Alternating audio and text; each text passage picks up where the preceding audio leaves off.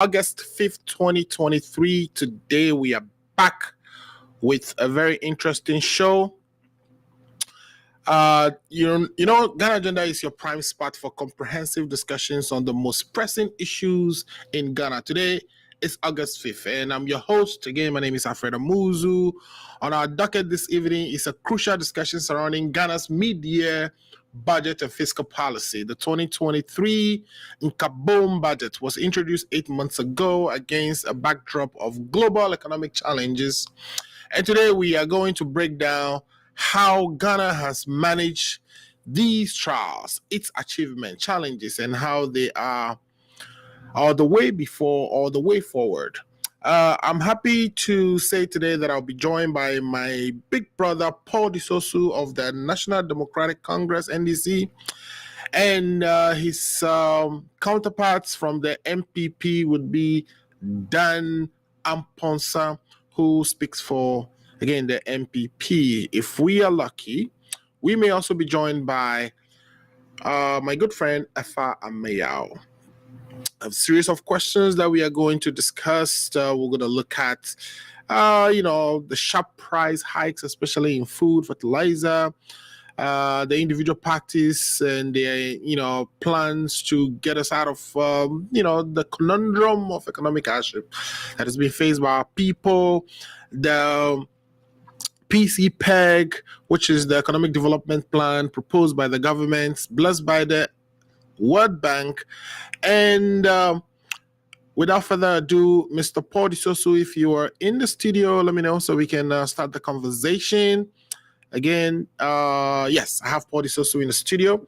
Guys, if you're watching us, please share the link so others can also join and participate in this discussion. So like I said today, we are looking at the mid-year review of the budget that was introduced some 8 months ago called the Nkabom budget. Where are we? Are we on track? Have we turned the corner? Or are we retrogressing? Inflation.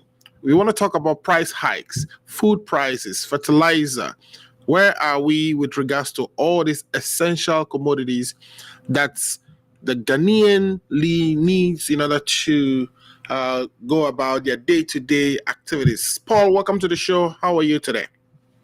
I'm doing very great. All right. Hey, my apologies to all the viewers for us starting about some 18 minutes late. We were having sound issues, and I'm glad to have Paul Disosu.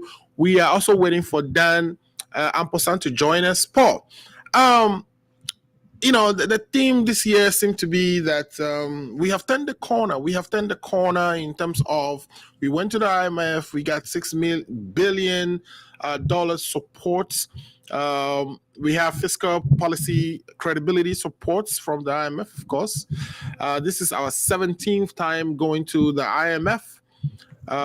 And things seem to be turning around, sort of. Inflation is stabilized a little bit. Interest rates have stabilized as well. And, though we have some revisions to the economic growth as projected at the beginning of the year, it looks like the government is telling us that things are getting better. Is that your understanding? Well, Alfred, thank you very much. Good afternoon to all your listeners this afternoon. In fact, I'm disappointed in you also repeating the fallacy and then the miscommunication that the Akufo-Addo Bawumia government is putting out there. Look, from their own mid-year budget, we are nowhere near turning the corner, as they claim. And I'm disappointed that you also stated over here that inflation has done this, if it has reduced. Look, what were the inflation figures for the last 3 months? Let's look at May, April, May, June. As we speak, the inflation for April was 41.1%. May, it rose up to 42.2%. And as we speak, it's 42.5% in June. So where lies the reduction in inflation? If you are talking about comparing inflation from now to December, yes. As December last year, the inflation was 54%. But the question is, it came down, it's seen steady rise again. I'm giving you the figures for May, April, May, June. And I'm saying that in April, the inflation figures was 41.1%. In May, it was 42.2%. And as we speak, it's 42.5% in June. We are waiting for the July inflation figures. So for you to say that inflation has reduced, it is not true, based on their own economic figures that they've shown to us. Look, Mr. Amuzu, I can tell you on authority that this government has created the economic mess that we are in. They brought this on themselves. And you see, the disappointment part of it is that my brother Daniel will be joining us this afternoon. And Daniel will try to make a case and be saying that COVID and Russia-Ukraine war has generated all this. And still, I will make the case that it is not the case. It is a fact that the COVID came to distract a lot of activities.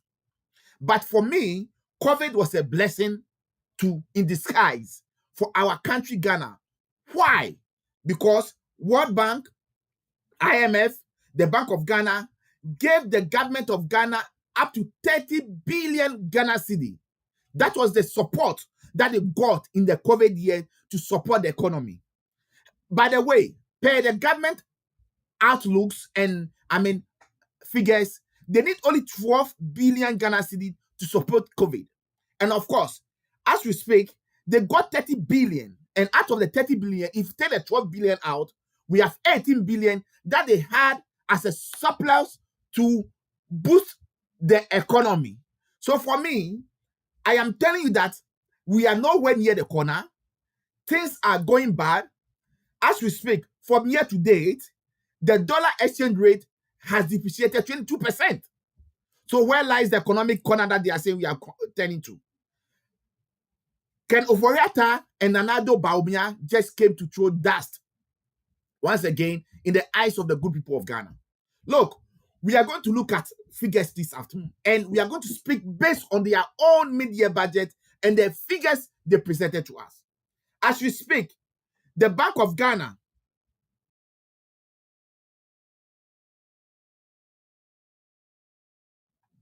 can you hear me?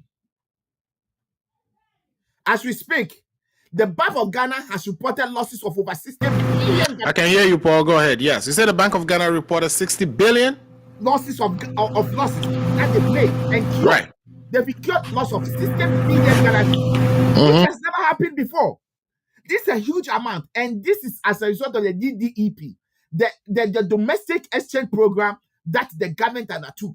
That has caused the government to go into losses of 60 billion, Bank of Ghana. So for me, if Kenoforiata should come to Parliament and be telling us that we are getting out of the wounds, we are nowhere getting out of the wounds.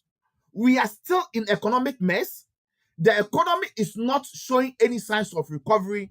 And Mr. Amuzu, the most annoying part of the issue is that in the 2023 budget, when Ken Oforiatta presented a budget in November concerning the government and goods and services, okay, the expenditure, they said they are going to expend, or they are going to spend 4.1 billion as expenditure when it comes to government operations. As we speak, okay, they spent 4.7 billion.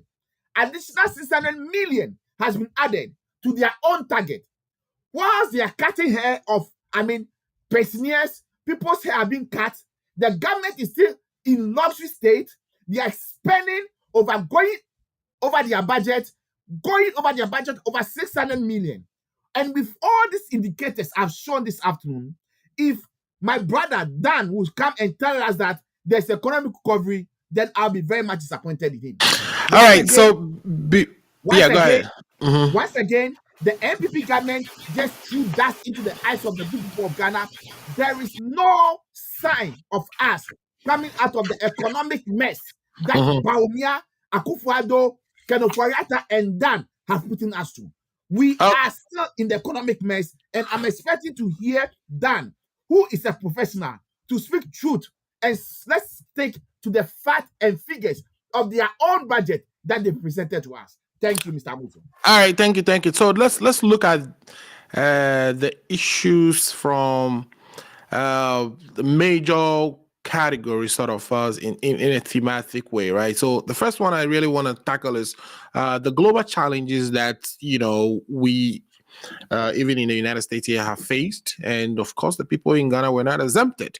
We are talking about the fact that, of course, there were high inflations everywhere, even in the United States. Of inflation is still hovering around the 3%. This is rare for the United States. There is increased borrowing cost. In other words, when Ghana or any other country goes to the market to borrow now, it has increased. Even in the United States here, rates have gone up. Mr. Muzu, Yeah. question again. Ghana Okay, hold on. cannot go to the let me international market to go and borrow. yeah, let We me have been finish out up for the the theme market. and then you can come on. Yes. Okay, so rates have gone up everywhere around the world. That's what I'm trying to say. I understand Ghana cannot go to the market today because we have been blocked. We have actually even defaulted, so we know that. That's a Thank you. backdrop. Thank you. You've even added the point to it. We've been defaulting our debt. We can't pay our debt. So how can you tell me we are getting out of the economic mess? All right, so we know that there is a skyrocketing shipping cost that have hit the global economy, and that has been experienced in Ghana as prices sharply went up. Prices of food, fertilizer, and fuel. Now, do you, in your assessment, think the policies that government has introduced have protected the citizens? Because we find ourselves grappling in these hardships.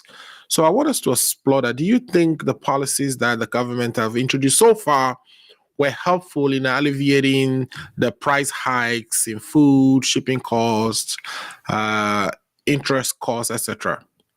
Look, Mr. Muzu, the Yeah. government of Ghana, led by Nana Addo Dankwa Akufo-Addo and Mhm. Bawumia, has not implemented any policies.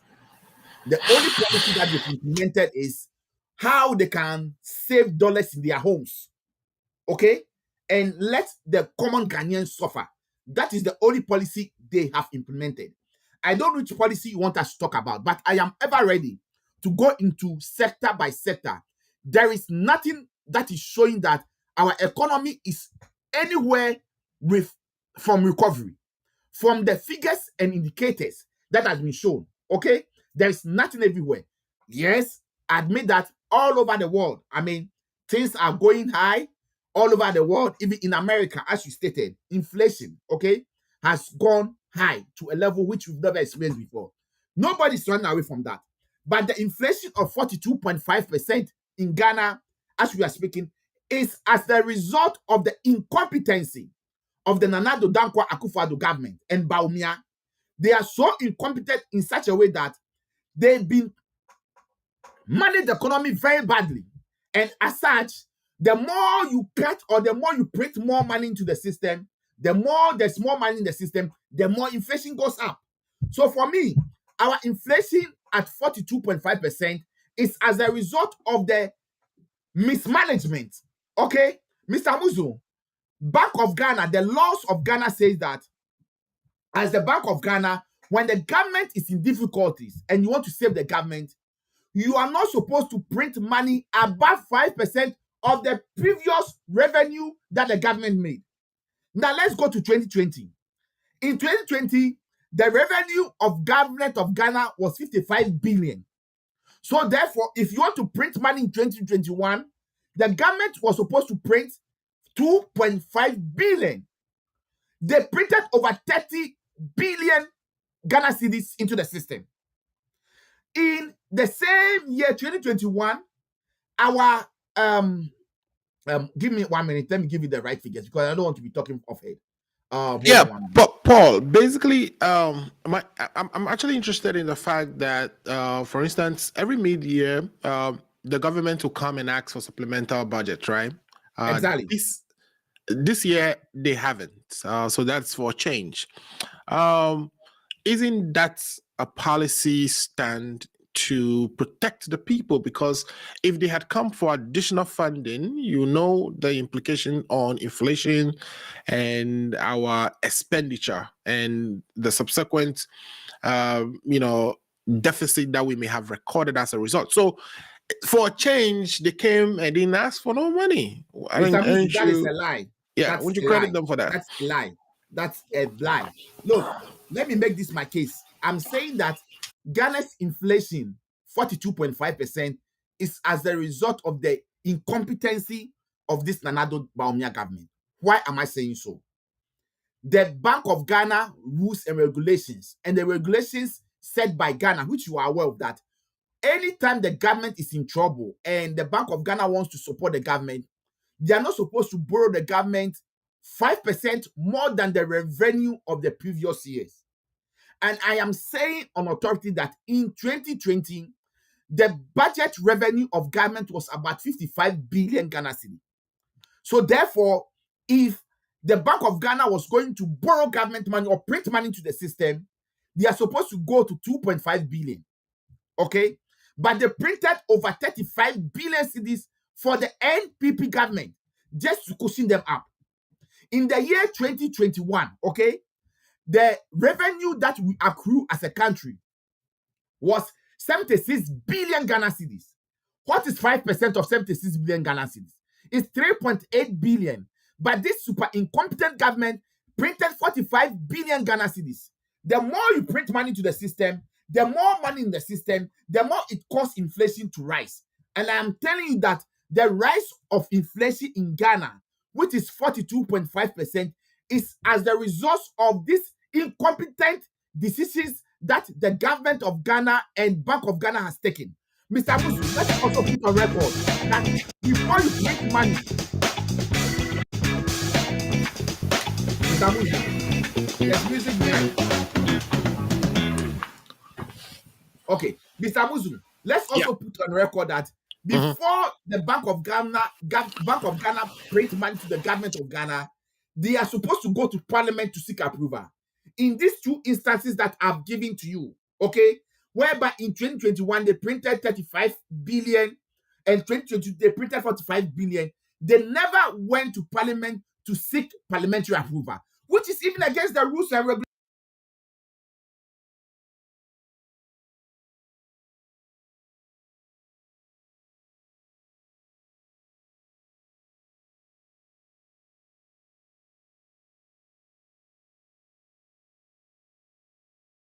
Paul, I don't know why, but I can't hear you no more.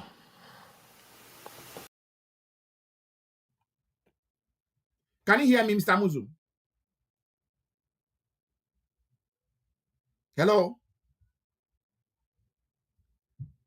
Mr. Musu, can you hear me? For some reason I couldn't hear you, but yeah, I can hear you. I am saying that with all these indicators I've given, based on the 2023 mid-year budget presented this week, okay, taking figures from their own budget shows that this government has been very incompetent. Right. They don't respect the good people of Ghana. They don't even respect our rules and regulations. So for the economic mess, we are nowhere out of the economic mess that Kenoforiata, Nanado Dankwa Akufo-Addo, and Baumia has put us into. Okay. So is this, your party's assessment of the progress indicated by the Minister of Finance? Would this be what you're saying? Is this your party's position? That's, we haven't really turned the corner.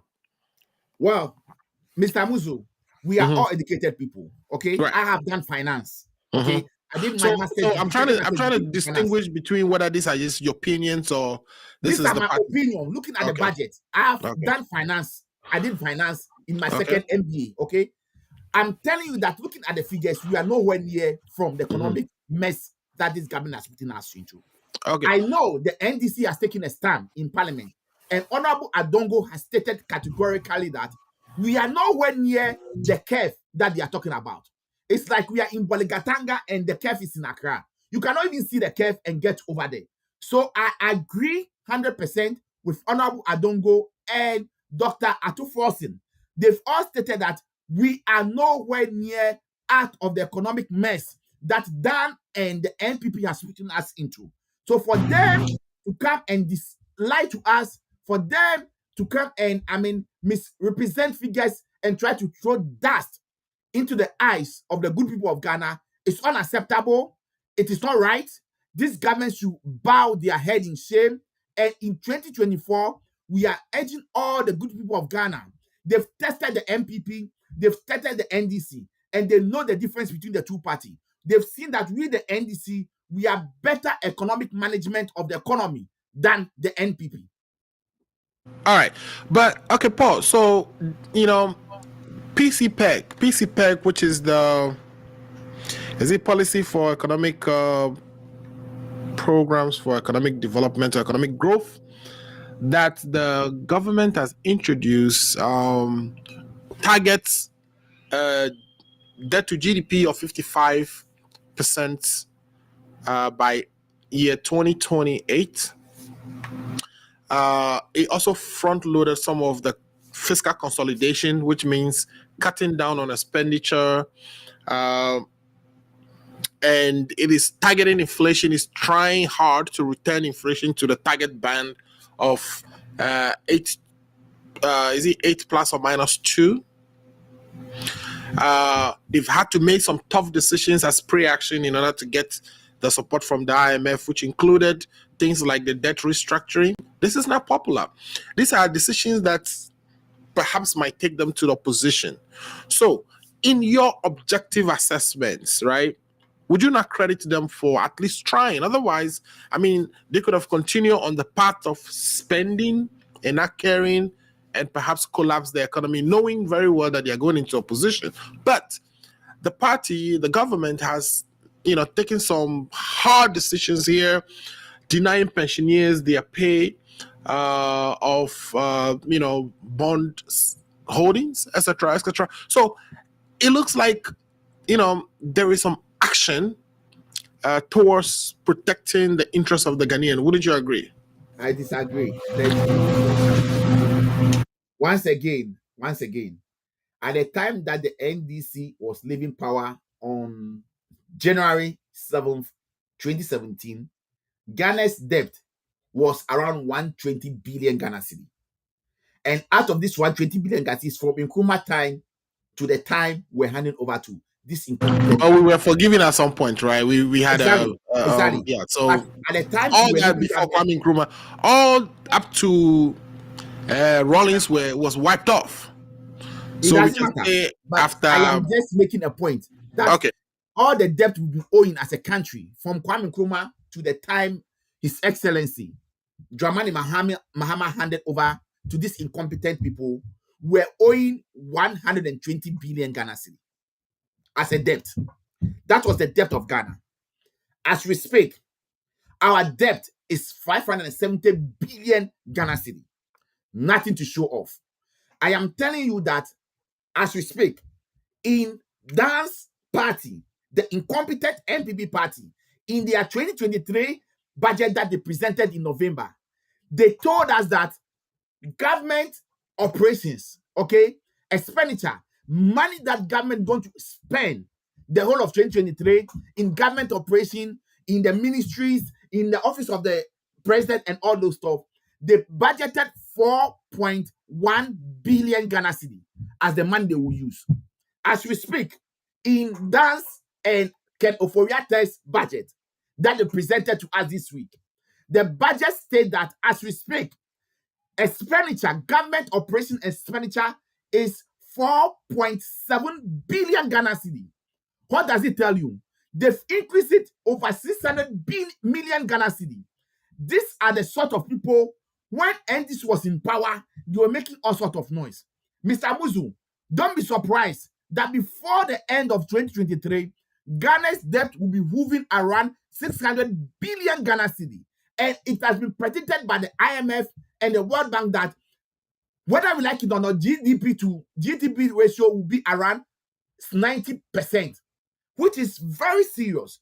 And for me, when Dan comes here, I expect Dan to speak to the figures in the budget, mid-year budget that Ken Oforiatta has presented to us.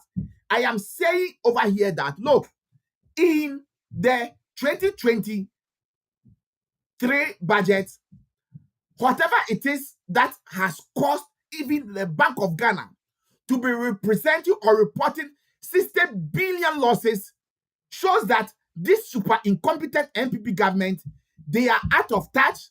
They do not understand the basics of the economy that we are managing. And now, Dr. Baumia, who is my good brother's Daniel's candidate, who was in opposition, who was preaching, when the fundamentals are weak, the dollar will expose you. Now, where is he? He's no more talking. At the time that he was talking, dollar was going as $1 to 4.2 Ghana cedi. As we speak, $1 is to 11.5 to almost 12 Ghana cedi. And you see, these are the people who threw dust into the eyes of the good people of Ghana, and they got power, and they've misused power. They've misused.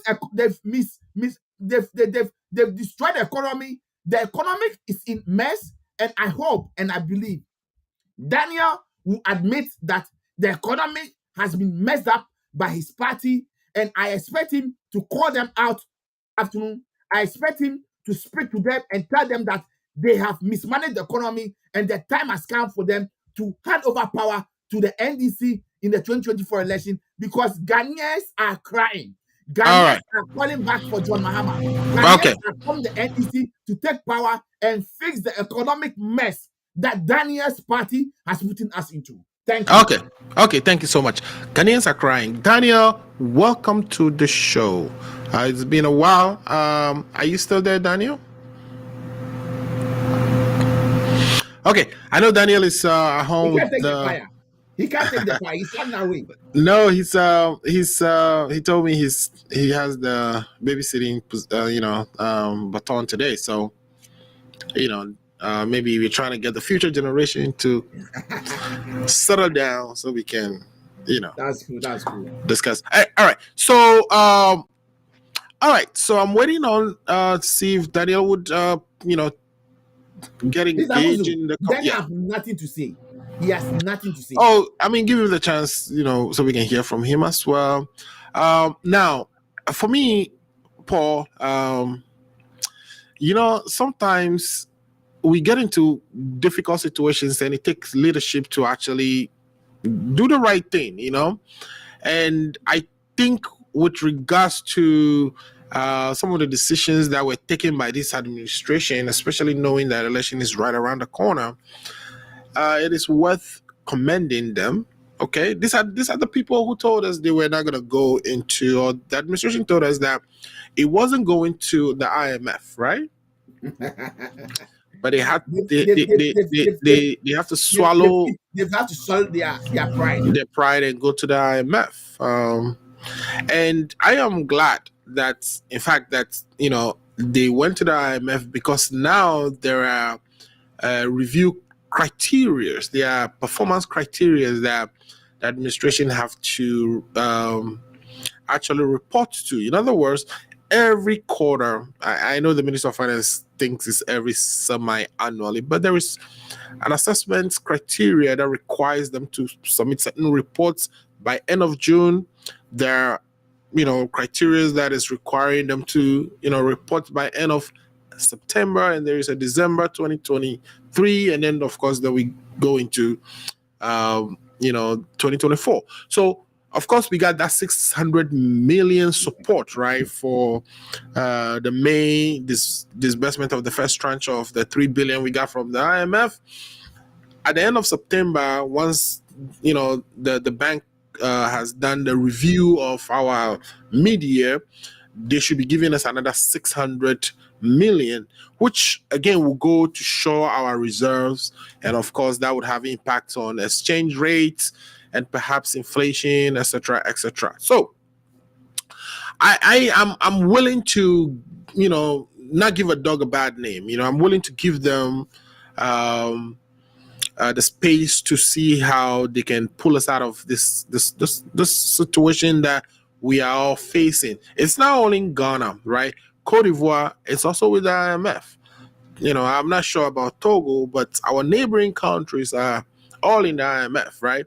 And this is a result of a global pandemic and perhaps a little bit of mismanagement. Wouldn't you agree and give them some credit, Paul? No. I want you to be kind of a little objective and give them a little credit to where they may not be perfect, but they are making the efforts necessary to reposition the country. You see, Mr. Muzo, these people are people that are very, very, disingenuous, very dishonest people that we are dealing with. Oh, we got our brother here. So instead of Instead of before the baby comes in again, let me get him to Okay. come in. Okay. All right. Hey, Dan, welcome to the show, man. It's been a Yeah, while. thank you, thank you, thank you. Right, your absence, Paul has been firing you left Oh, and I've right. heard Paul. So, I've heard Paul. I mean, I, but I'm with you. It's not surprising, right? right. If I was in Paul's shoes, I'll probably be doing worse, right? So I get it. It's part of the game. Right. So you understand where that is coming from. Okay. All right. So I mean the issue is the Nkabom budget, which was introduced 8 months ago. We have to then now see how we've been doing for the last the first 6 months of that. What is your assessment of this budget? Do you think, as economic tool, it is going to, position us in a better place to get out of the economic hardship our people are going through, considering the challenges that the world has been plugged into? We're talking about high shipping costs. We're talking about high interests or high credits, right? We're talking about a sharp hike in all kinds of prices, whether food, fertilizer, and some of the basic things our people need to survive on a day-to-day basis. So you would expect the government to be doing something about this, right? And of course, they said they are. They introduced the PC-PEG. The World Bank has IMF, bless that IMF. I'm glad is dealing with us again, because now we have performance criteria that we have to meet. What is your assessment of all this actions that the government has taken so far, and how have that played in the last 6 months? Because again, as you know, we are also revising certain forecasts that we've had going into the year to say our GDP is going to be, is it 3.6 or 3.7 or so we're projecting. Now we are pulling that back. We are pulling back on so many several fronts, right? 3.1. They brought it to 2.8. They've now Okay. revised it to 1.5. Yeah, 1.5. yeah. I mean, So there's a lot of questions, a lot of yeah. statements, but there are questions in there. Take your Yeah. time and help us understand Paul, where you sit. Yeah. I will prefer a revised I'll prefer a revised GDP that reflects the reality than to have a higher GDP that doesn't reflect the reality. So that you benchmark yourself to, I mean, what is close to reality and not be too much far out because you over ambitiously. Because think about it, whenever you project GDP bigger, you are saying that the economy is going to be bigger, which means that means that you are saying that more revenue is going to come, because revenue is tied to economic growth, right? So you don't want to be overly estimate stuff and the actuals don't turn out to even be close to that. It will throw your budget overboard. And so even the mid-year review, you've looked at the first 6 months and you've seen that no, based on the reality of the first 6 months, if I project that into the next 6 months, I should be revising it downwards. I think you set realistic expectations, right? So that you are making the business community and everybody realize that, okay, you are being real. Otherwise, if you try to set something that is way out, the business people and people who read this budget, they know, they can infer and know that no, this target, what is going to change in the next 6 months for you to think that you can make up for, I mean, the shortfalls of the target that you. Yeah, So but don't you see where, for instance, in 2022 we had projected, a certain amount of revenue. I believe some 70 billions that we were gonna make.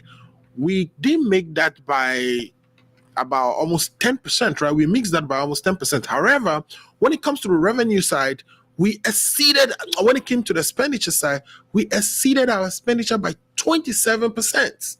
So not only are we missing the revenue that we are supposed to bring, but also we are overly spending.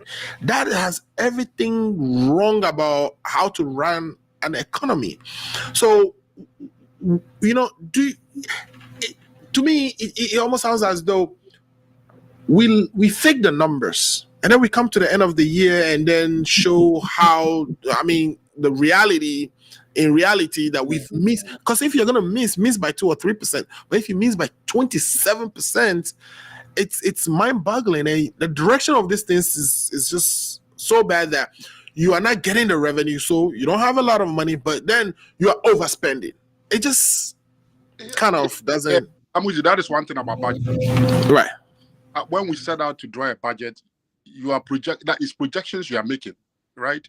You are making projections that you believe will turn out to be what it is that you believe. So they are beliefs that you put in the budget statement. They are not the actuals yet. So that's how budget works. But you see, also, if you mix your target by big margins, it begins to raise a lot of questions with your investors and people who are tracking your economy and people who are even investing in your economy. Because the next time you present the budget again, in their mind, even though you presented the budget, they will have their own revised numbers in their mind, given Yeah. what they've seen in the past, right? So that is the reality about. So you want to be very close to, I mean, actually, like you said, 5%, 10%, and sometimes there could be big variances. But that big variances should be explained by circumstances that are beyond you, that investors can appreciate, people can understand. So that is part of the budgeting process. So I'm not too much. That's why this media budget gives you a sense to review what has happened in the next 6 months and then recalibrate, right? So that you can have something close to, a good projection when the year comes, and I mean, you have to look at the actuals that have come in. So for me, it's part of the budgeting process, it's part of the control process, part of how you try and make sure that you are not too far off your estimate. So I'm not too worried about that. And any finance minister who knows what he's doing will always go through a media and do some review and so, and that's not Ken Oforiatta doing it. When Tekwe was there, he did because it's a system that the Ministry of Finance has in place. It doesn't matter which finance minister comes. If tomorrow Ken Oforiatta is not there, another finance minister can. You go through that process because that's how the budgeting process works within the Ministry of Finance. But let me come to the issues about. I know my brother Paul was talking and then that the MPP should be voted out because they mismanaged exchange rate this year. Of course, the reality is that interest rates are high, right? The reality is that our exchange rate has depreciated. I mean, from or whatever we took it about almost 40 what it's not about today. When I looked at it after the budget, I could see that the pressure is coming down. It's around 10.6, 10.66 or something. It used to be around 11 point something. So yeah. It came down a little bit. Yeah, go ahead. It came down a little bit because the budget has come. People are, are seeing that there are realistic expectations here. People are calibrating their. That is not true. Oh, it's true. I mean, why would I lie about that? Well, it's out there. Anybody can verify it. So why would I put something? No, I'm not saying. Yes, I'm saying that since 31st July, when the budget was read, I think people, and I could even tie that to the fact that they didn't come to ask for any supplemental Money. budget or any increases. Mr. Amuzo, Which has been the norm for some years now. Information we are trying to put out there, we are misinforming the people. Yes, they did not ask for supplementary money to support the budget. But as we speak, in the 2023 budget, in their own estimate, the incompetent Ken Oforiatta and Bawumia stated that they were not going to borrow from the domestic market. Zero borrowing from the domestic market. As we speak, they've borrowed 5.5 billion Ghana cedi from the domestic market. You understand me? So for you to be saying that they didn't ask for money, Ken Oforiatta is still managing the figures, But the good news is that now with the IMF program that we are under, you cannot change and throw figures to us as they've been doing in 2017. And my good brother Daniel has been defending them that the numbers are genuine. So how come you guys were singing praises 2017, 2018, 2019? You were singing praises. Suddenly, the economy has gone downwards, deep downwards. Look, Mr. Amuzu, it's a fact that as of 2019, there was every indication and signs that the Bawumia, Ken Oforiatta, Nanado, and then dance economy was dipping down into the negative. But they were lying to us, they were deceiving us, they were throwing dust into our eyes. You remember around 2019, this incompetent government, which Daniel, my good brother, is part of it, they set up a committee to look at the dollar while the dollar was rising. Where that committee was set up, I think is it 51 member committee or something committee. And yeah, Paul. Yeah, I know that. I mean, you when you start, you're gonna move this into different areas. But the fact that as we speak, no, Yeah. give me 1 minute. Let me learn. Yeah, I want you trying to. see the fact that as we speak, okay, they borrowed 5.5 billion from the domestic market, which they said they were not going to do. So for you to tell me that he didn't come to ask for extra money, the Ken Oforiatta, Baumia, and Dan NPP government still borrowing. They are borrowing from the domestic market. So Yeah, they but have Paul, every right not to ask for extra money because they are Paul, taking money from I the guess domestic what market. you're describing could be referred to as a monetary policy, right? Which usually is the way the Bank of Ghana operates, right? The treasuries, that's monetary policy, but the budget is fiscal, and for the mere fact that on the fiscal they didn't come to ask for any additional supplemental funding is where I'm saying, I understand, but yeah. I'm telling Anyway, also that they've mhm. borrowed in the domestic market in their own budget. They said they were not going to borrow from the domestic market. Zero borrowing from the domestic market. As we speak, they've borrowed 5.5 billion from the domestic Yeah, market. but Paul, Okay.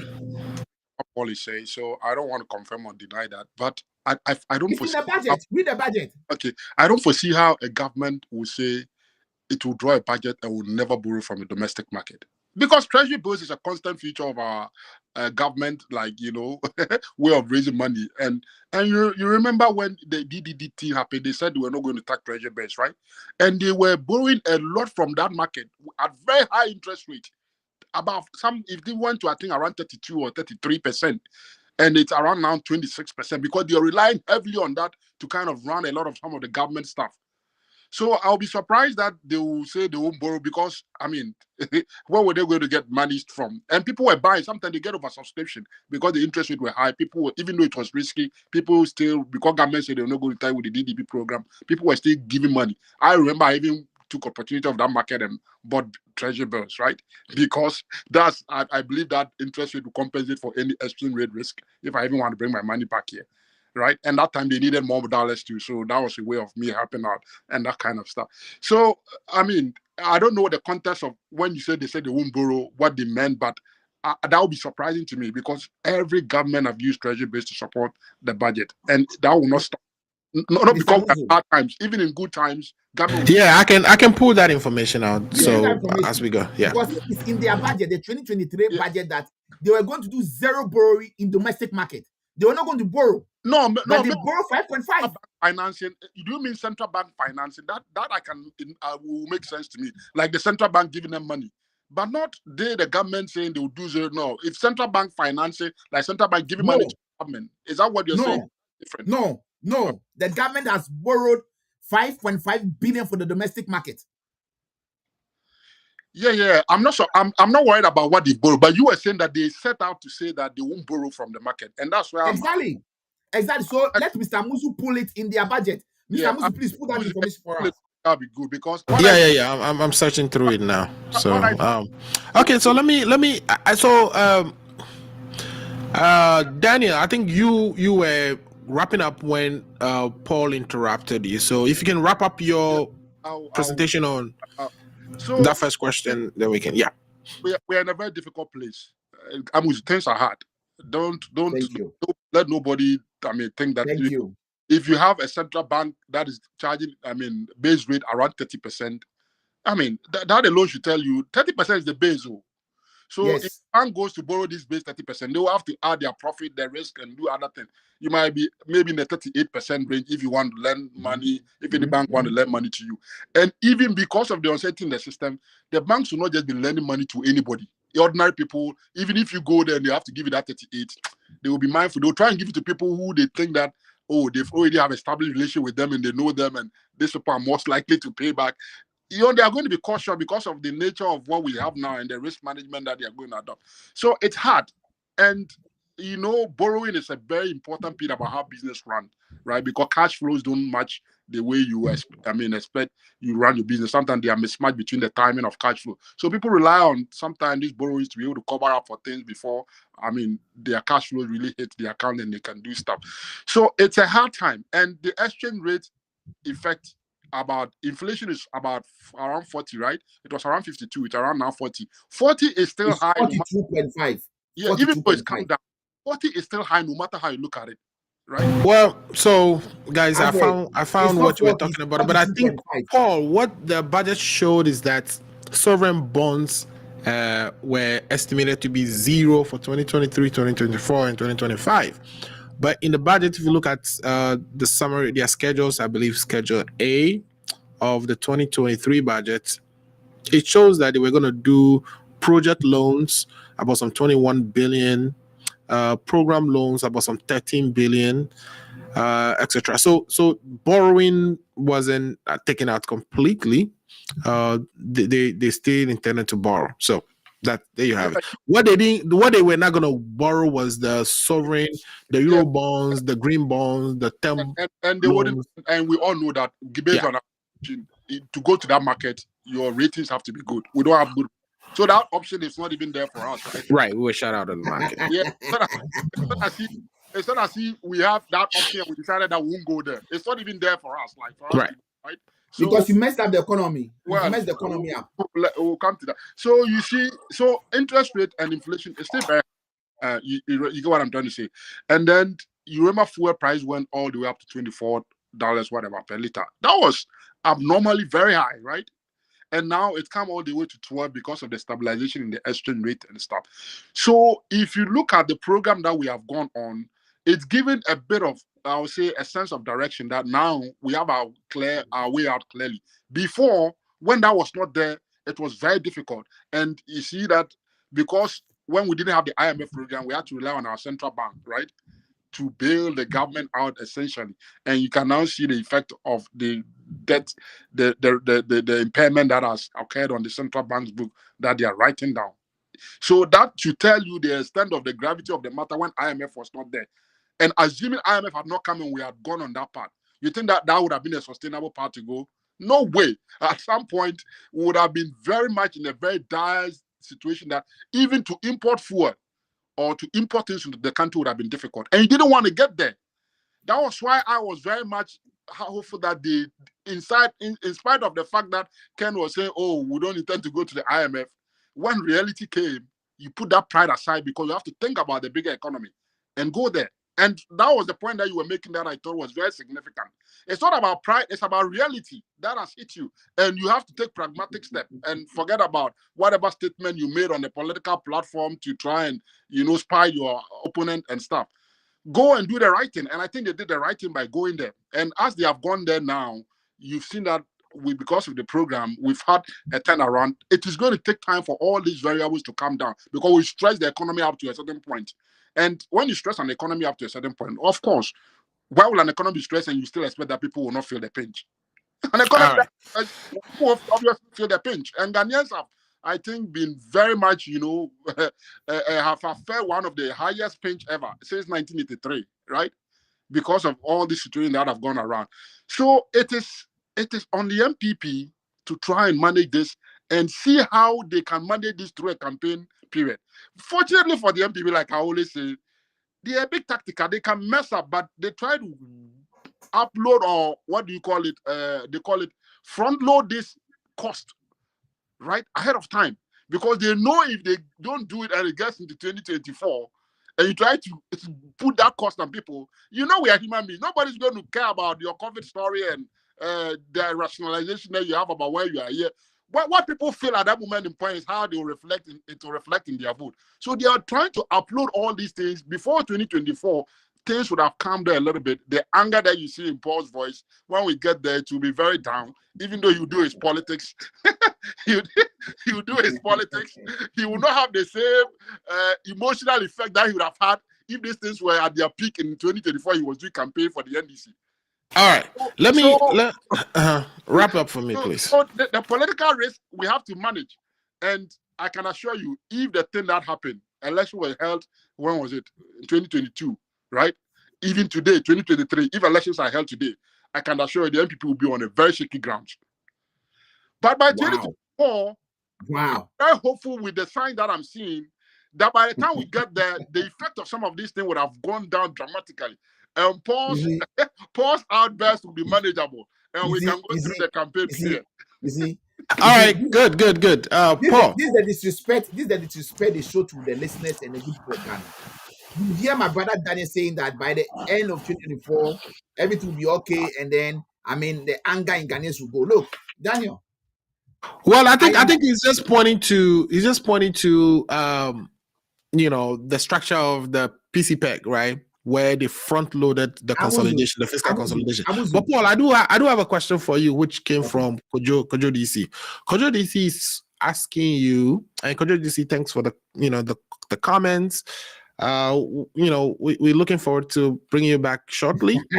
We miss you here. Kojo DC is saying, what is your alternative?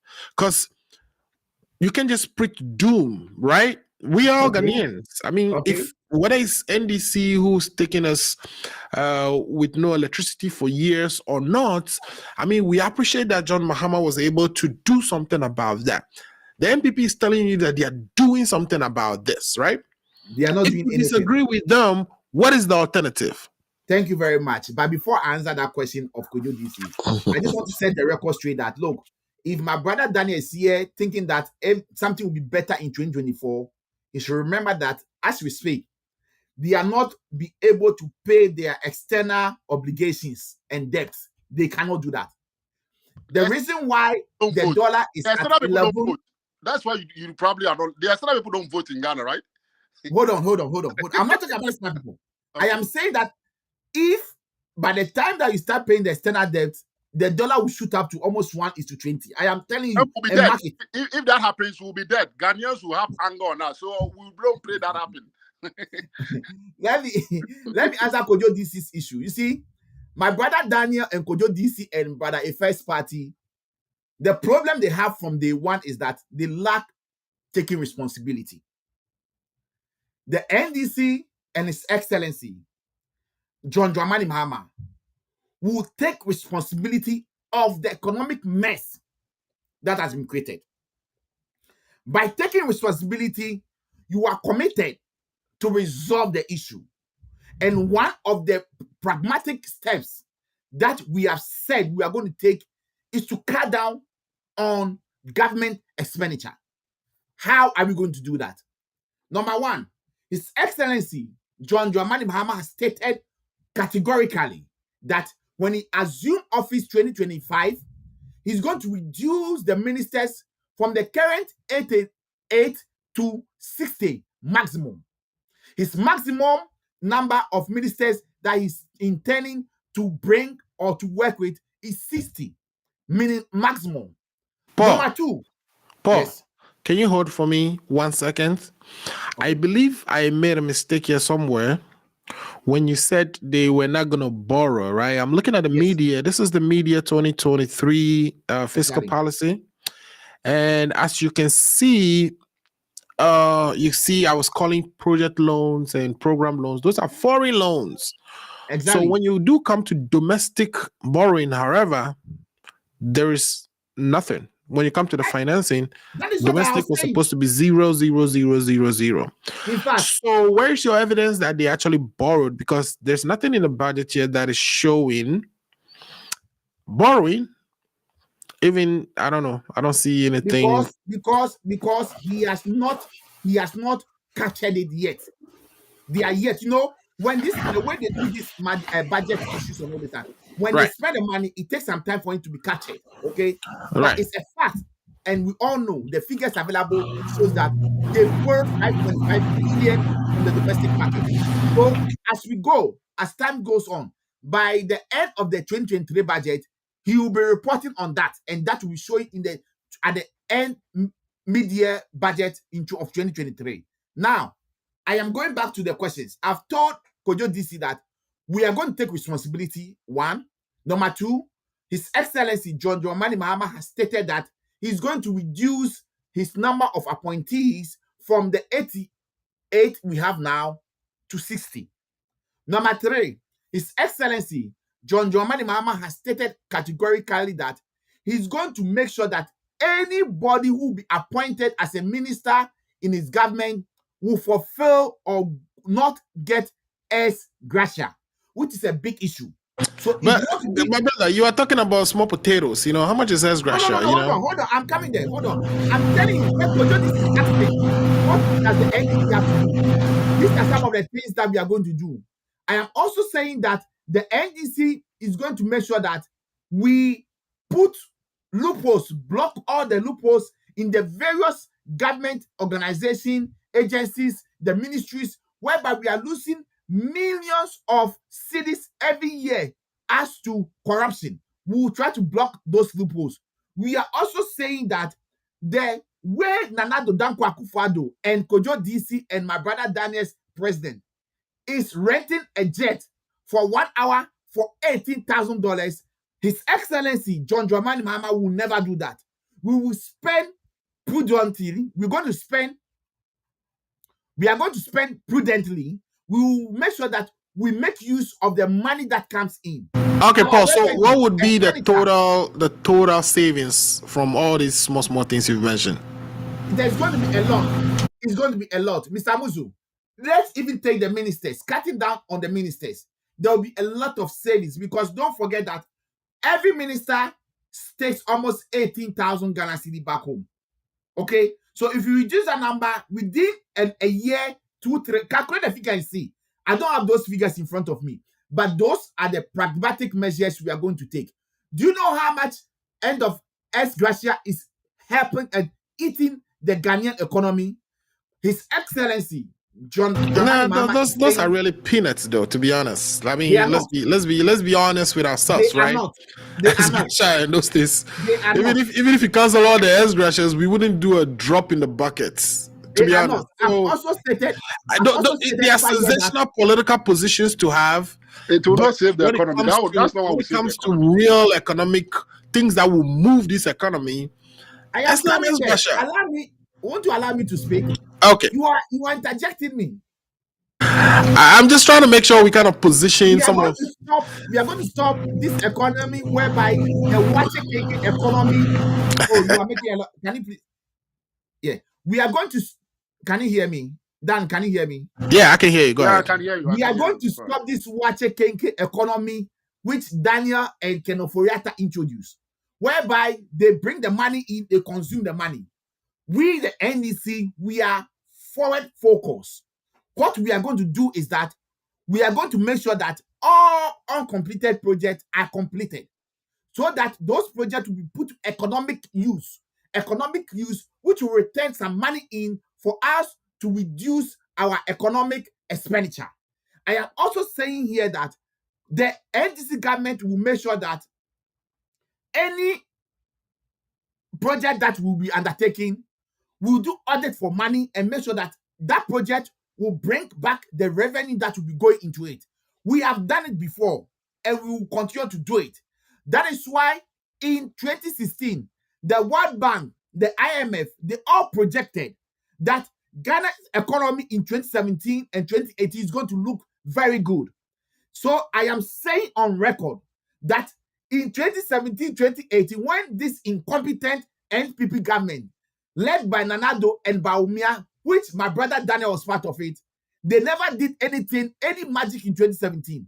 They enjoyed the economic benefit of the John Mahama government, the good policies we put in place, which the IMF confirmed that in 2017, our economy was going to grow to 7.6. Which happened? So I am saying that we've done it before. Yaya Bida. So when we get a chance, we will do it again. There are a lot of plans. There are a lot of, things we're going to put or introduce in the economy. Example, which I am thinking we will do is looking at, the expenditure of government operations. Do you know that when Mahama was in government, okay, the government operation budget that Mahama used is 3 times what Akufo-Addo is using? We will come back and cut down the government operations and make sure that we are not spending a lot of money in that area. So these are some of the things we are going to do to make sure that we control the economy, we bring the economy back to good footing.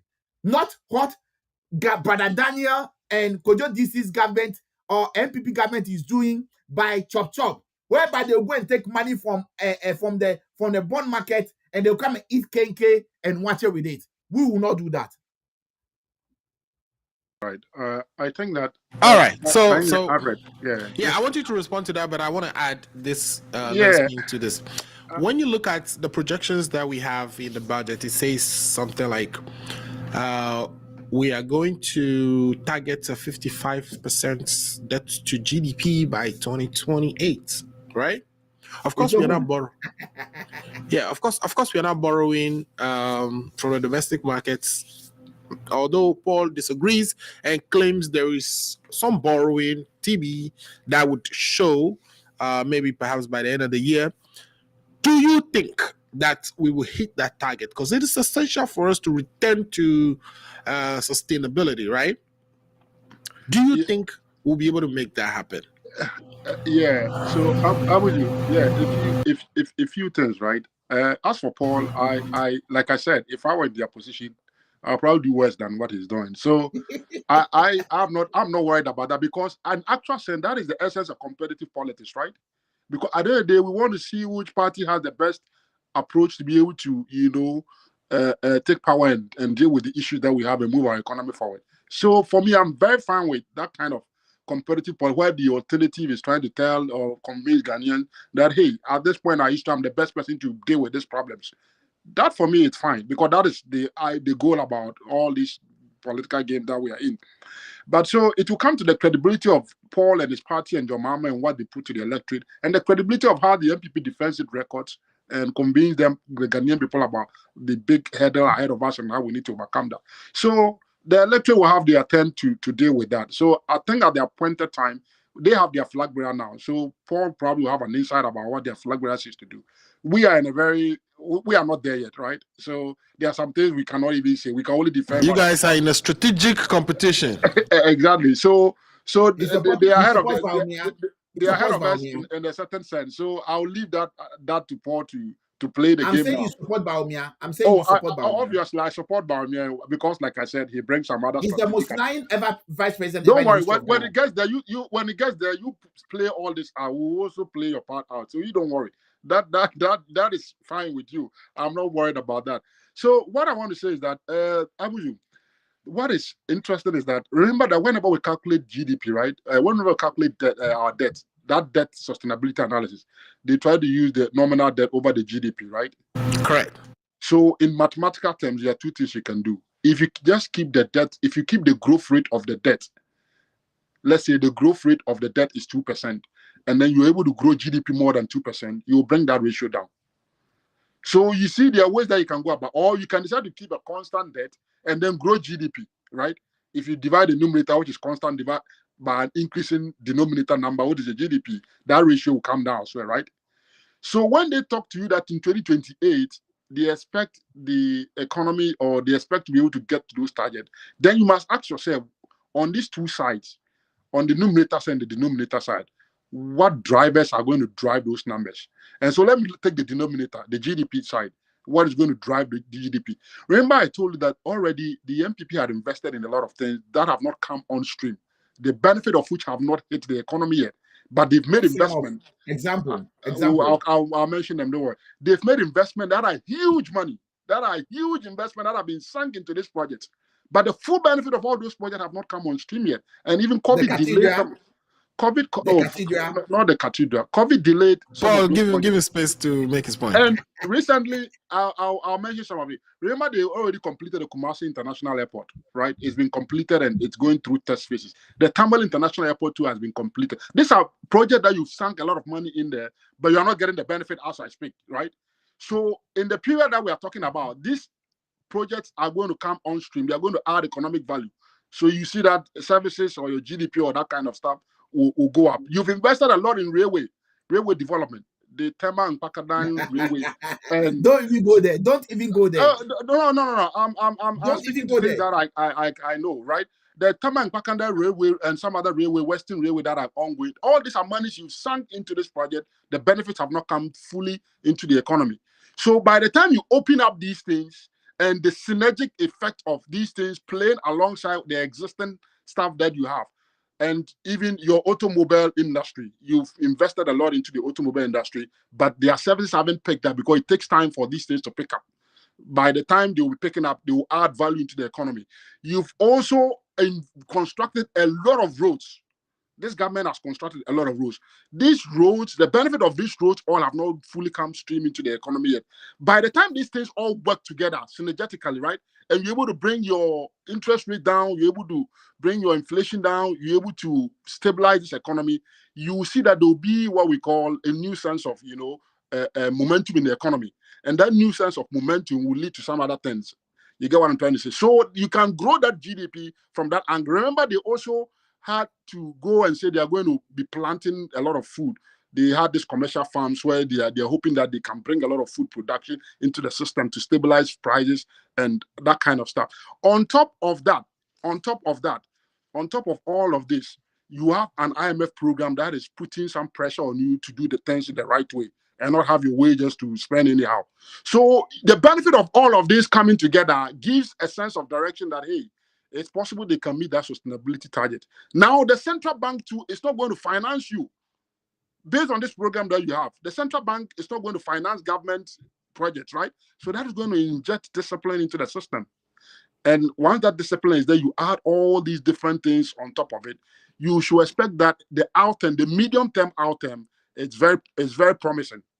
And so when they tell you they can meet that target, that 28%, if all these things hold and they come on stream, and the IMF is there to ensure that your debt levels are not high, then I can have confidence that yes, it appears the projection is realistic to me. You can get that projection, but it will take a lot of hard work.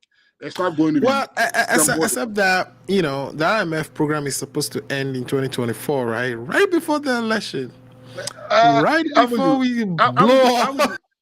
Yes, that is the projection, right? But remember, when we came, the NDC did not finish yet, right? Because you have to meet some performance criteria to be able to get out by then. So the objective, if you're able to meet all the performance criteria by then of course you exit. But if by then you haven't met all of them, how are you going to exit the program? Mr. Muzo, exit the program or not, the campaign expenditures definitely will happen. And when that happens, see, so as you nicely describe our issue, of course we have issue with the denominator cycles. If we grow the GDP, if we grow our GDP higher, of course, debt to GDP wouldn't be so much of a problem. But the issue really is with the debt itself. And why? Because we spend more than, there was not a single year that we actually spent exactly what we budgeted. We didn't budget expenditure and then we just blow through it. I'm with you. That is what I always tell our politicians, that if you don't want to be an economist, you want to be a politician, you can wish away some things. But me as an economist, I don't have expectations. I don't set unrealistic expectations when I know the facts before me. Like you were saying, look at our history. That's why we are in this situation. The reason why our debts have ballooned with each government is because none of our budget has been a balanced budget before. Go and check from since when, before Rollins. We have had budget deficits throughout up to this point. So whenever you have, that's the source of the debt. Most of the source of the debt. Whenever you have budget deficit, in effect, you are creating debt that you have to manage in the future. And so I always ask both political parties, if you guys say debt is not good, you guys don't want to have enough debt, why is it that when you do a balance, you don't do a balanced budget? Do a balanced budget and avoid accumulating additional debt. But all the time, all of you prepare budget and it's a deficit budget, you take it to Parliament approve that deficit budget. And then back to the question. Do you think we will get that 55%? Considering elections in 2024, and this targets we are looking at is in 2028, another election year. We know we are not. It's not going to happen, right?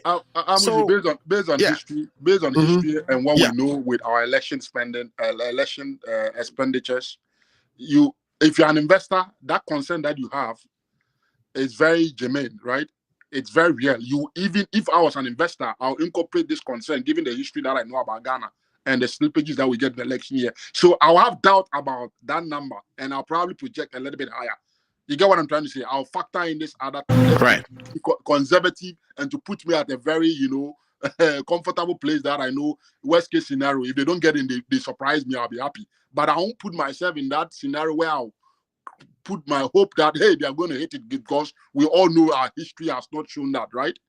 So I'm not, that's what I said. You have to be mindful when they say these things, understand their history And you as an investor also relate to it and make sure that you take a position that puts you in a better position and not expose you to too much risk.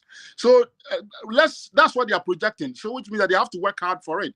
So like they can mix it, they can get it. If they get it, that would be a very good thing. If they mix it, Amuzu will be like, that is not surprising, right? All right, let's bring in Paul. Paul, yes. You have allowed Daniel to be a typical MPP communicator this afternoon, whereby using semantics, using words, trying to confuse your listeners. Oh, how, Paul? What are the basic issues? Okay. The basic issues are that 2016 December, okay, our debt to GDP ratio when the NDC government was in power was 56%. As we speak, it's over 100%. As 2019, when this super incompetent government. Paul, I'm not going to interrupt you, but I want to ask you a question. Amuji, do you know that when the NDC was in power, our debt was central government debt? It wasn't all the other agencies concerned. When the MPP came, I think what they did was that they were like, if you had, say, GMPC debt was, being don't even go there. Don't even go there. The MPP was the one who reported outside the below the line. So don't even scratch that and give Paul more ammunition. Thank you for so you see, these are the tactics. I know if I is testing him behind that, he should distract me. I know if I is doing that, but I'm not going to take that game. If I is not doing that, go ahead. I am saying that these people, they are hypocrites, they are liars.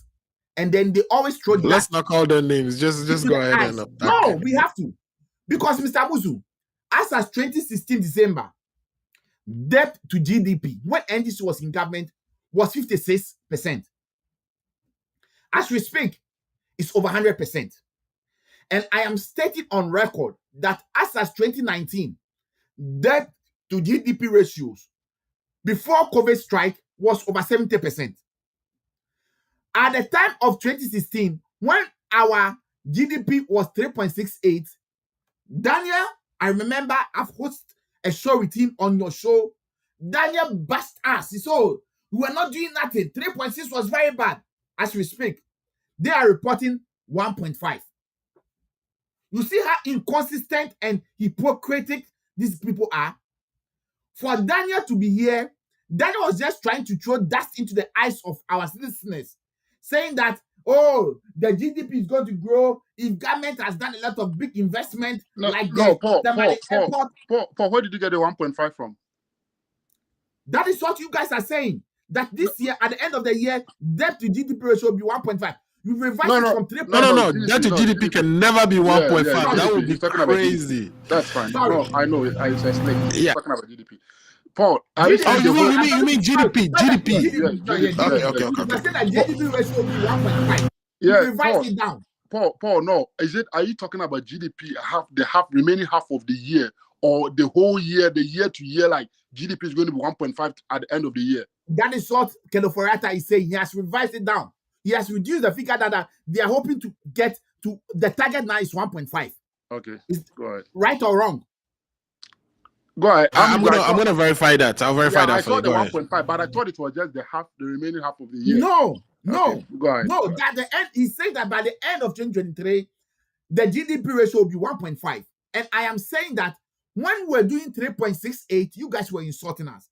You see, the economy is in such a way that when you are sitting outside, like Kenoforiata, Dr. Baumia were doing, they were throwing tantrums onto the park. They've never been to government before. Baumia was saying that dollar will expose you, your fundamentals are weak, into blah blah.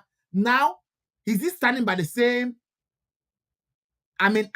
submission he made some years ago? But that statement will be true regardless. It's still true today. And is that not why our estimate is where it is?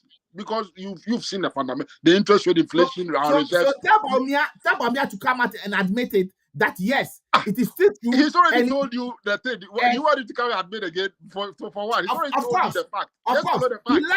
He lied to the good people of Ghana. So you should come and tell Ghanaians that he was playing politics and he didn't know that what he was saying was capped up to him. I am saying that, Mr. Muzu, If you look at the 5-10 minute submission that my brother Dan made, he was using big English, jargons, just to throw dust and saying that, oh, they've made big investment and that the money is here to accrue. When those projects start kicking up, it's going to work on the GDP. Look, these are jargons. We are talking about the realities as we speak. As we speak, as June, inflation was reported to be 42.5. As we speak, I'll take your figure. $1 to CD is 1.10.6. You are telling me 10.6. I sent some money this week. It was 11 on Monday, but I'm going to check after this program. I believe you, so I'll take the 10.6. As we speak, debt or the money we are owing as a country is 460 billion Ghana cedi. Only MPP within these 6 years, you've accumulated 460 billion Ghana cedi debt. Okay? So all what we are saying is that you guys throw dust into our eyes. You were misreporting figures, which is a debate I and you and Alfred we had on this show. You said no. Now the reality has caught up with you guys. The IMF has put you guys into check. You cannot misreport figures. Now we are seeing the true state of the economy. The economy is in a mess. You guys have admitted that the economy is in a mess. So therefore, you guys should come out and apologize to the good people of Ghana about the lies you told us in 2017, 2018, 2019. We were telling the good people of Ghana that these people were lying to them. They have no plan to salvage the economy. But Ghanaians didn't listen to us. But the good news is that now Ghanaians have weighed the MPP 8 years compared to NDC 8 years. We will do the comparison and we'll see and we'll all come to conclusion and know which party is the best party that manages the Ghanaians economy better. And obviously, looking at the figures and everything indicating, and Mr. Daniel, my good brother, if you can be truthful to yourself, you admit that yes, the NDC managed the economy better than the NPP.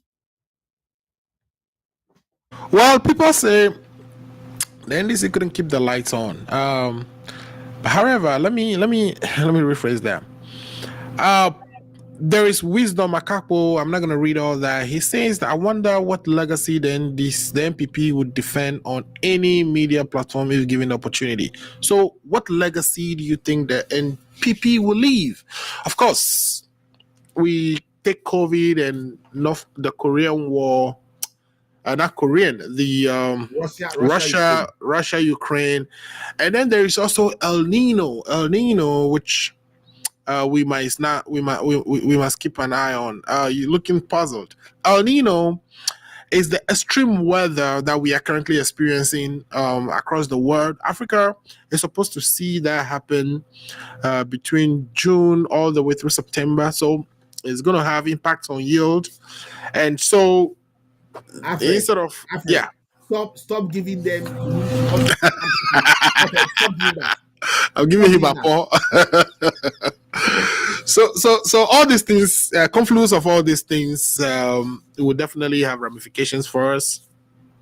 What legacy do we expect from the NPP? Not litany of excuses, but I'm saying, you've given of course, there were real challenges. Another weapon to say that Russia, Ukraine, COVID, and now you give him another weapon. El Nino. No, I didn't know El Nino, but I know the climate impact is real and it's going to impact countries differently. So that is not surprising to me. If you had said climate, I would have, but why you said El Nino, that threw me off. And I'm even worried, there's this Taiwan-China issue that is lingering out there that I pray doesn't materialize, right? And remember, China has become our big trading partner. If you look at the numbers by any imaginable number, they are one of our biggest trading partners. So if China and Taiwan, this US-China-Taiwan thing escalate and things happen, that is potential impact on us right there because our exposure to China is so big. You see how this geopolitics and other stuff can impact us in ways. So we have to be thinking through these things, that if these things happen, do we have an economy? Do we have a central bank that has the capacity to absorb these shocks that will hit our economy?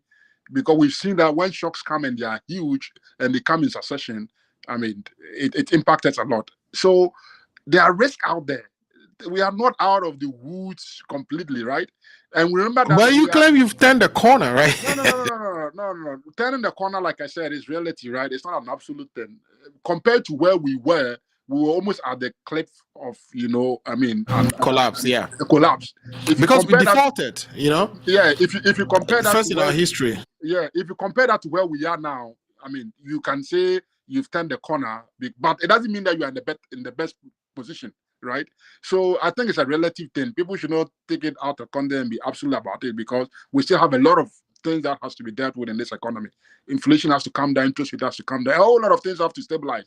And the good thing is that it's trending in that direction, right? But how long it will take, it depends on our economy. It could take another 1 year, another 4 or 5 years, who knows? And that is the risk that we have to face, because we are in government. And that is when, if things don't turn around, like I said, and we go into the election, the electorate, it will impact the confidence of the electorate to renew our mandate. So whatever we've done will have consequences on us. If it is good, it will have consequences on us. If it is bad, it will have consequences on us as a party that is in government and that is ruling. So we can't eat our cake and have it. You get what I'm trying to say? So that political accountability will come down the line when the electorate will decide. We'll go and tell them what we think we've done best. And they'll make their assessment. They are not dumb people.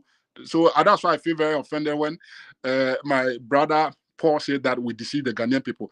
In 2020, the Ghanaian people knew about what we had done and went to vote for us again. So you can't tell me that was deceit. If the things that you were telling them were right, in 2020, they would have rejected us. 2020 election, we have issues with it. Well, And every election, you have weaponized the Supreme Court. You've weaponized the Supreme Court. You've weaponized the government institution, EC. And so let's not go there. Paul, even I've not you probably know this better. You have seen many elections maybe than I. Which elections have been won in this country that one party or the other has never complained about? Tell me one.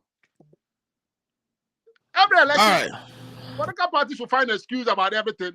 That's their nature. That's the game they play. That is normal. So you think that we'll go into 2024 election and one party will not come and complain again? So some things, don't be wet about some things, right? Me, I've learned to be very, realistic about something. That once parties lose election, they will find ways and means to try and let their supporters understand and keep them going. Keep them engaged. Yeah, it's part of the game. So that I'll leave it to the politicians to deal with. They know how to do that better. So what I'm going to say is that let nobody think that in 2024 Ghanaians are going to be deceived. They will vote based on their conscience. And it's like I said, that election will be free and fair. And for me, it's better to have it fair and to know how the Ghanaian people think. If tomorrow we go and the Ghanaian people say John Mahama should be their leader, that's the choice of the people. Who has anything to say? He's going to be their leader, and we'll live with it. Daniel, you guys have no choice. Mahama is going to be the next president. That's what you are saying. That's what I'm saying. Don't. Your expectation is so high. If it gets there, you crestfallen. You crestfall from that high expectation when reality hits. Don't. You see, our election process is a very complex process now. It's not like before. There are a lot of dynamics and a lot of things that play into it. It's not just economy. How come that all the good things that the MPP did in 2020, that the MPP claimed or touted, that you guys became confused? When we went into the poll, Mahama still got appreciable votes from the 2016. So don't be too complacent. Like I said, you'll be surprised we'll go into 2024 election and MPP will be leading you and be like, these Ghanaian people, what are they thinking? So the dynamics is complex, Paul. It's not that simple. 2024 is not a simple election the way you are looking at it. And especially given the candidate that will be involved. If Baumia comes and add up to the MPP ticket, that raises a whole different election that we've never had.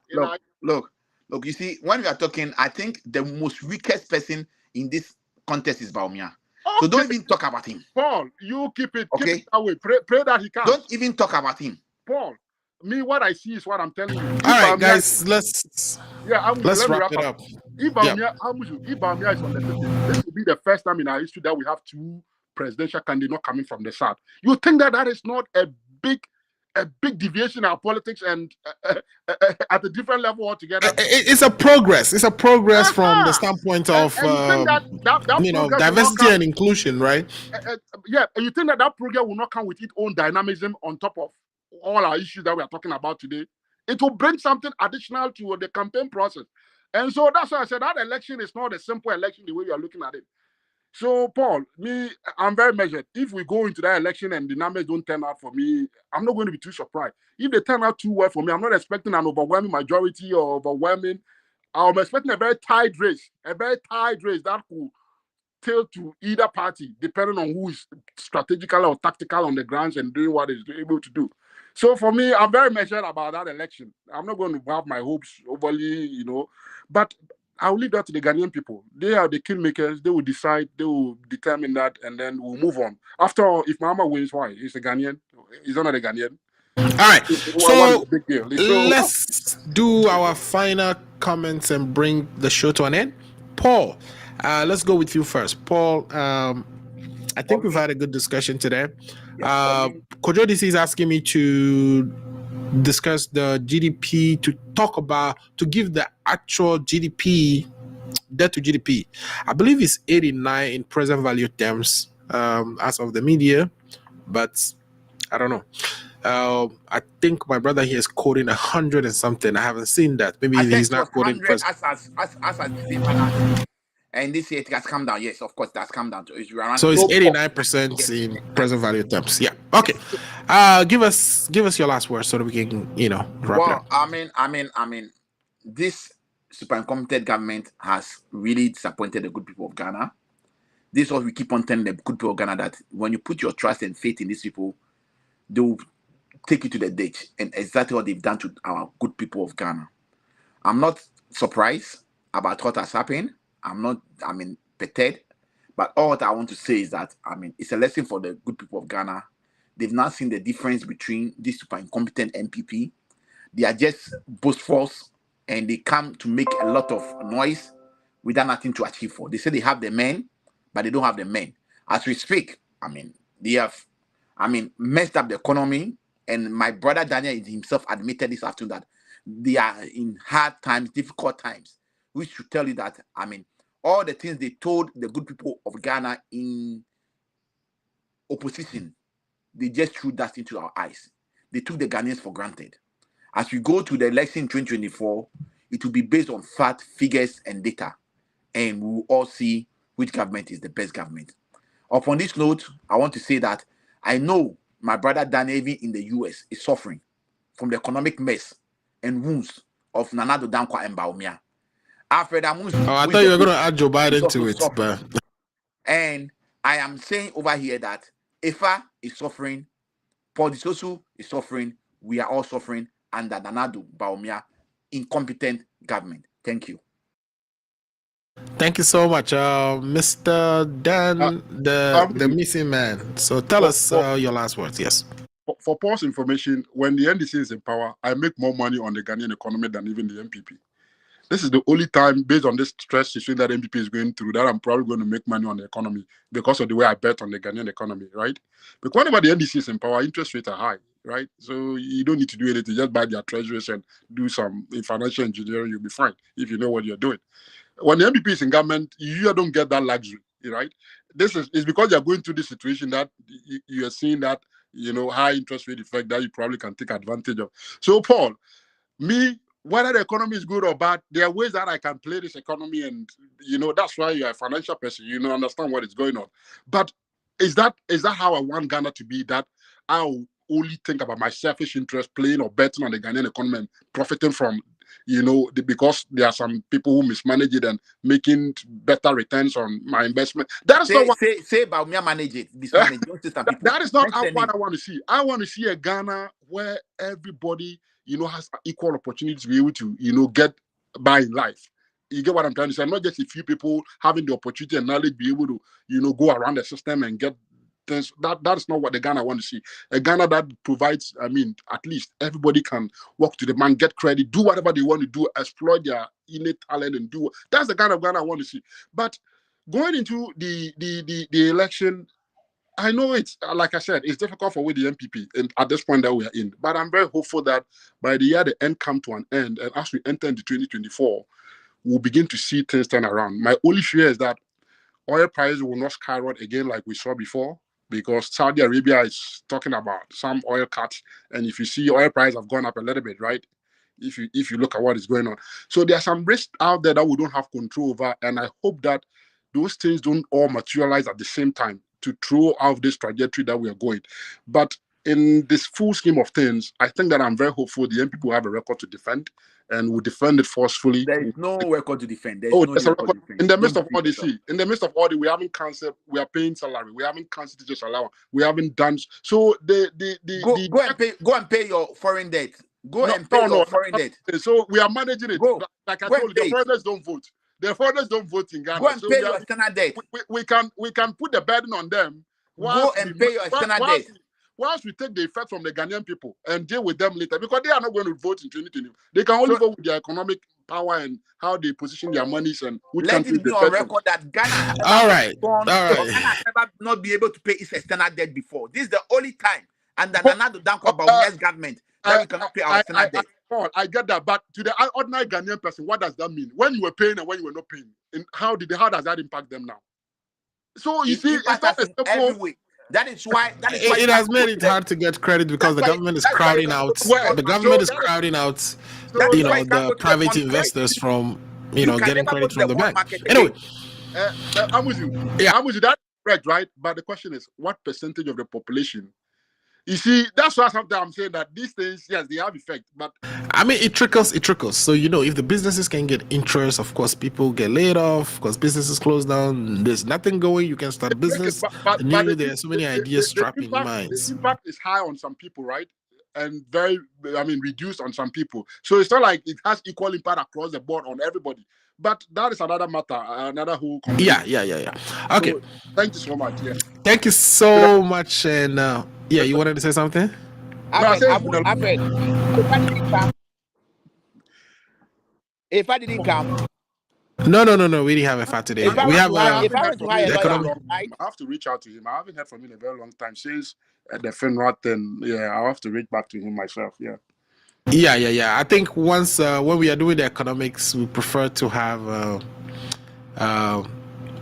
Dan. So if I had passed the baton to him. Okay, guys. Thank you so much.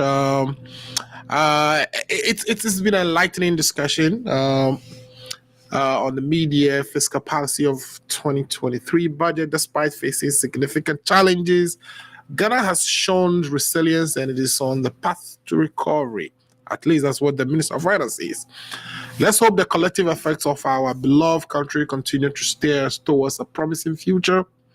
I thank our esteemed guests from the two major political parties for their insights and perspectives. Join us again on the next episode of the Ghana Agenda. Until then, stay informed, stay hopeful, and let's build a nation together. Thank you. Thanks for watching. We'll be back next week on Saturday. If it is Saturday, you know what time it is. It is time for the Ghana Agenda. Thanks for watching. See you next week.